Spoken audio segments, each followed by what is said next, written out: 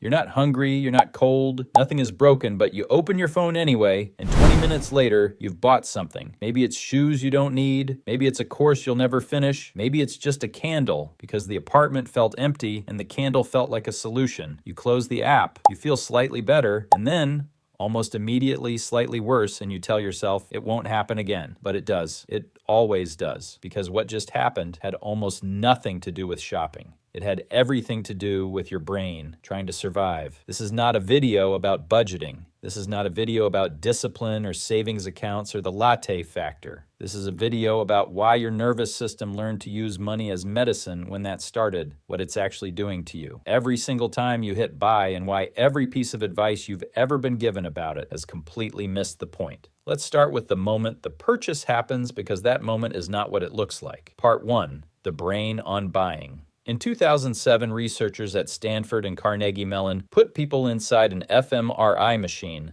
and showed them products they could buy. What they found reframed everything we thought we knew about spending the moment a person saw something. They wanted a region of the brain called the nucleus accumbens lit up. This is the same region that activates when you eat sugar, when you hear a song you love, when you fall in love. It's the brain's reward circuit, and it does not distinguish between things that are good for you and things that feel good. It responds to anticipation, not to the thing itself, to the idea of the thing. But here's what made the study remarkable. A second region activated almost simultaneously, the insula, a region associated with pain, disgust, and physical discomfort. Every time participants saw the price the insula fired, your brain experiences spending money the same way it experiences mild physical pain. Every purchase is a negotiation between desire and discomfort, happening in milliseconds below your conscious awareness, and in people who are anxious that balance is broken. When you are in a state of anxiety, your brain is already in threat mode. The amygdala, the region responsible for fear responses, is running the show. Your prefrontal cortex, the part of your brain that weighs consequences, plans for the future, and stops you from doing things you'll regret, is suppressed anxiety. Literally makes you worse at thinking about tomorrow. It narrows your entire cognitive field down to right now, what feels bad right now, what could feel better right now. The future doesn't exist when you're anxious. There is only the present discomfort and anything that might interrupt it. That's where buying comes in. The moment you decide to purchase something, your brain releases a small pulse of dopamine, not when the package arrives, not when you use the thing at the moment of decision, the click, the tap, the confirmation screen. Your brain treats the decision itself as the reward, and for approximately 90 seconds, the anxiety quiets. The threat signal drops. You feel briefly in control of something. 90 seconds. That's the window, and then it closes, and the anxiety is still there. And now, you also spent $40 on a sweater you don't need. Part 2, where it comes from. This pattern didn't start the last time you felt sad and opened Amazon, and it started much earlier than that, earlier than you can probably remember. Psychologists call it emotional spending, but that phrase makes it sound like a choice. It isn't.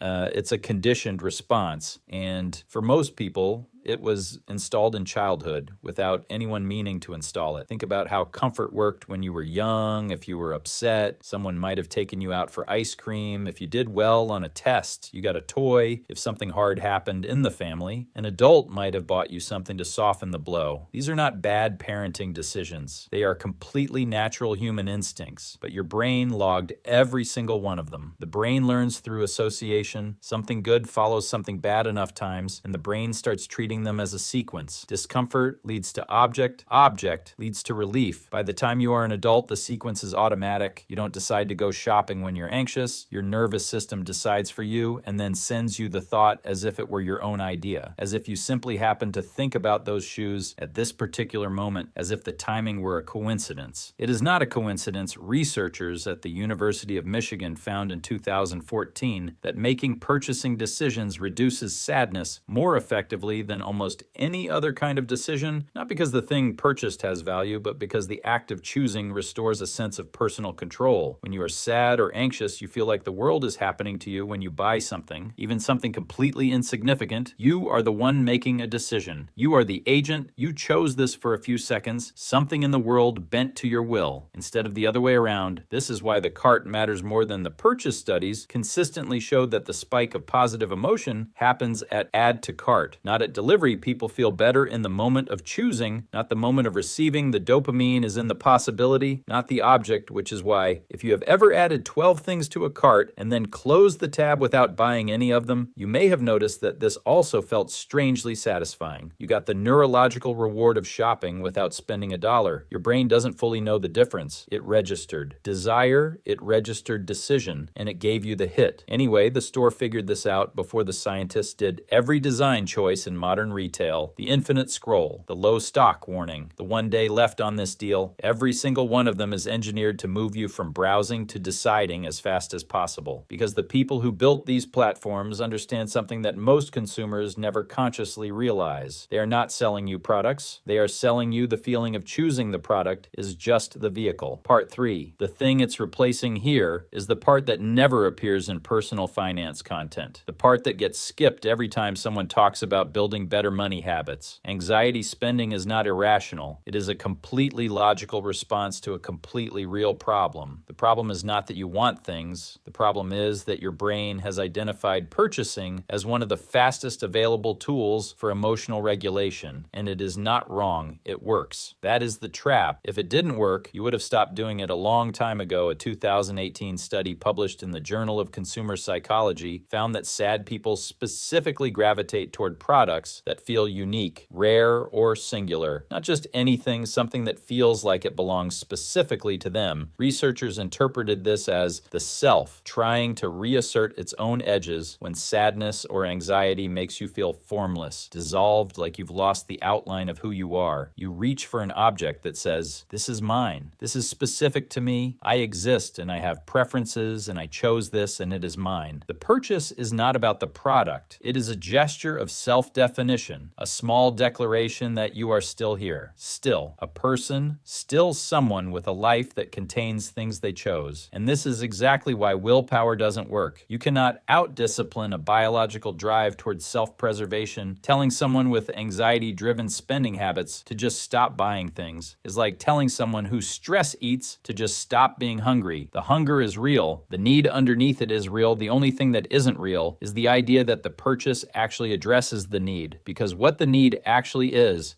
almost always one of three things. Control when the world feels chaotic and unpredictable. Spending creates the illusion of agency. Something terrible might be happening in your life right now that you cannot fix, but you can buy this. You decided this small corner of reality obeyed you, and your nervous system registers that as meaningful because to a brain in threat mode, any control is better than none connection. Many people spend money on gifts for others, not primarily out of generosity, but out of anxiety about the relationship itself. If I bring them this, they will stay. If I show up with this, they will know I care without me having to say it. If I spend this much, it proves something I'm afraid to prove with words. The money becomes a proxy for closeness that feels too risky to reach for directly. Identity. You are not buying the object. You are buying the version of yourself who owns it. The person who has the organized desk. The person who reads the books on that shelf. The person who wears those shoes. Every purchase is a small, quiet bet on a future self that feels more solid and more stable than the present one. A self who has their life together. A self who is not anxious. A self who deserves nice things. Each purchase is a vote for that person. And the reason it doesn't work is that the vote never reaches them. None of these needs are unreasonable. All of them are deeply human, and not one of them can be met by a transaction.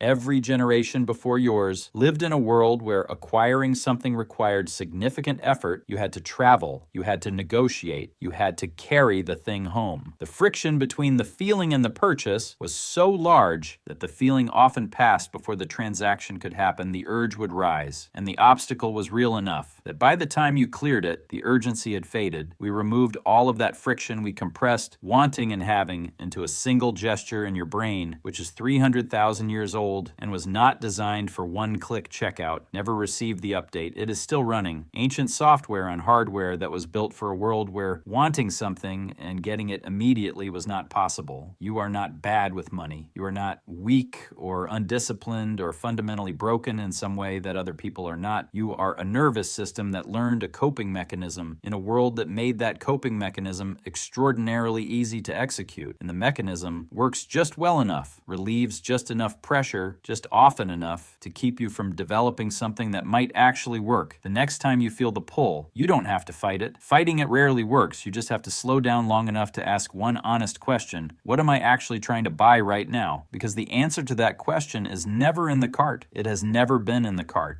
And somewhere underneath all of it, you already know that you have always known that the hard part is not the knowing. The hard part is sitting with the feeling long enough to let it tell you what it actually needs. That is the thing that was never for sale.